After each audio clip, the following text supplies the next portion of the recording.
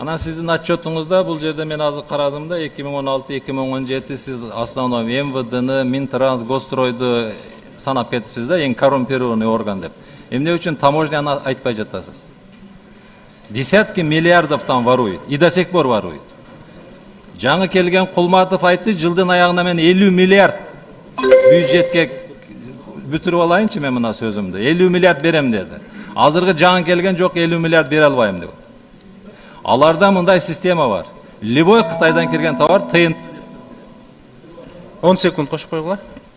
Сиз вот ушул тиги кошелектин вагыдан бери болуп кел жатат да. Эмне үчүн прокуратура ушу менен силер досконально чекит койбойсуңар ушул таможняга?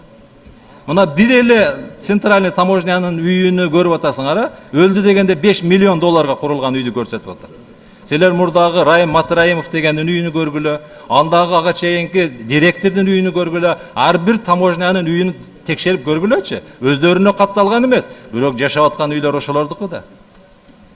Эмне үчүн ушундай? Ушуга эркиңиз жете, ушу таможнядагы коррупцияны чекит коюп туруп, камай тургандарды камаганга